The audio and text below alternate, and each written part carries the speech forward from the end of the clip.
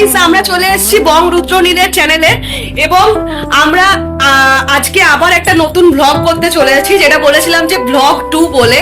তো সেটা আমরা করব আজকে ফিডা রোডের, যেটা ফার্স্ট ফিডা রোডের একটা রিনাউন পুজো। তো সেটাকে নিয়ে আমরা ব্লগটা বানাবো। আমরা এখন আছি এবং আমরা একটু পরেই বেরিয়ে যাব সবাই মিলে। তো আজকে আমাদের সাথে কে কে যাবে একটু দেখে নেওয়া যাক। গাইস, আমরা রুদ্রকে ডেকে নেবো। তো বন্ধুরা, আজকের এই ভিডিওতে আমাদের আরো দুজন অতিথি আছে যারা আমাদের এই ভিডিওটা কমপ্লিট করতে খুব সাহায্য করেছে, তাদেরকে আমি ডেকে নিচ্ছি। Hello guys. হ্যালো গাইস, আমাদের দুজনকে আপনারা হয়তো চিনবেন, আমাকে হয়তো চিনবেন, একে হয়তো চিনবেন না। এই আজকে নতুন এটি আজকে প্ল্যানটা লিখতে পুরো সাহায্য করেছে। আমি তো লিখেছি, তার সাথে এ তো সব থেকে বেশি সাহায্য করেছে। আজকে নতুন, আজ থেকে প্রতিটা ব্লগে থাকবে।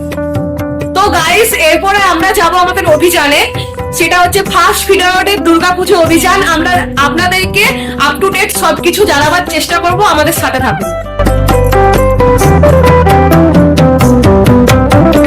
তো বন্ধুরা, আমরা ঘর থেকে বেরিয়ে পড়েছি। এবারে আমরা সোজা রওনা দেবো ফার্স্ট ফিডা রোডের যে দুর্গা মণ্ডপটা আছে সেটার উদ্দেশ্যে। তো তোমাদেরকে যেতে যেতে একটা কথা বলে দিই, এই যে ব্লগ 1 ব্লগ 2 করে যে ভিডিওগুলো আসছে, নতুন একটা প্লে লিস্ট করে দেবো আমি। সেটাতে তোমরা বাঁকুড়া যত রকম পুজো আছে, যতগুলো আমরা করার চেষ্টা করবো, সেগুলো সব ভিডিও তোমরা পেয়ে যাবে ওখানে।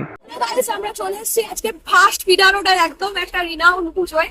আজ আমরা দেখতে চলেছি যে এখানে কি পুজো হচ্ছে, বেস্ট পুজো, যেটা আমি আপনাদের মানে এই চ্যানেলের মাধ্যমে প্রকাশ করছি।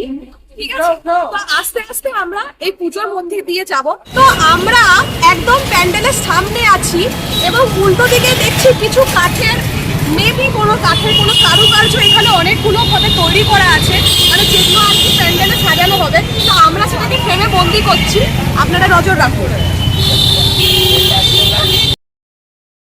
মনে হচ্ছে এটা কাঠ দিয়ে তৈরি। তো আমরা এর বিস্তারিত বিবরণ আগে যদি প্যান্ডেলে যাই তবেই বুঝতে পারবো যে আসলে এগুলো কি।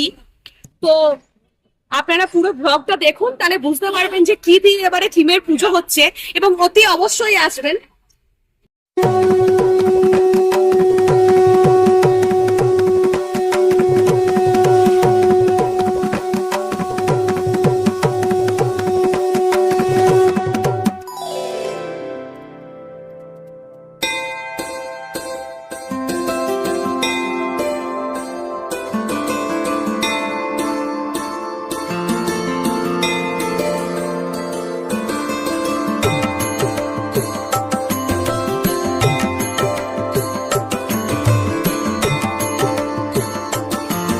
আমরা এখন প্যান্ডেলের একদম সামনে এবং প্যান্ডেলের ভেতরে আস্তে আস্তে ঢুকবো, আপনাদেরকে দেখাবো যে কিভাবে গোটা প্যান্ডেলটাকে সাজানো হয়েছে বা কি থিম হয়েছে, সেটা আমরা ওনাদের কাছ থেকেই জেনে নেবো।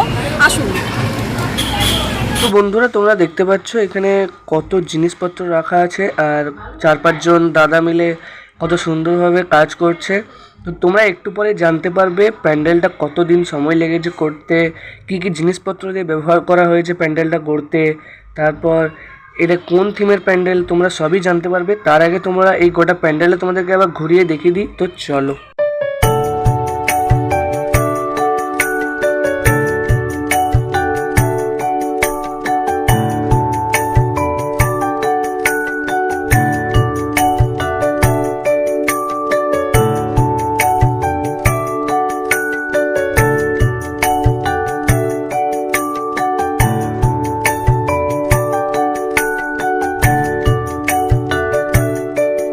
আমরা এখানে দেখতে পাচ্ছি যে অপূর্ব সুন্দর কারুকার্য দিয়ে গোটা প্যান্ডেলটা একদম সাজানো হয়েছে।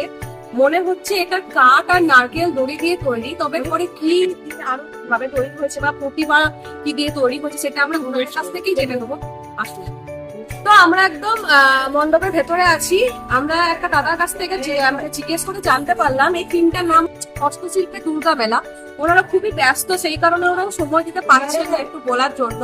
আমি যতদূর জেনেছি আমি সেটুকু আপনাদের সাথে বলছি। তেঁতুল পাতা, খড়, বিছালি আর আমরা এইসব মানে একদম ন্যাচারাল জিনিস দিয়ে তৈরি হয়েছে, যাতে কোনো রকমের কোনো মানে ক্ষতি না হয় এবং কোনো কালার বা ইমপ্রিউরিটিস এর মধ্যে কিছু কিন্তু নেই।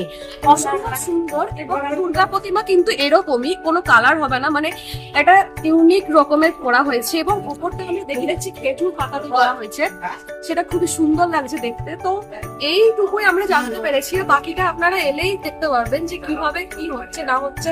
আপনারা অবশ্যই আসুন।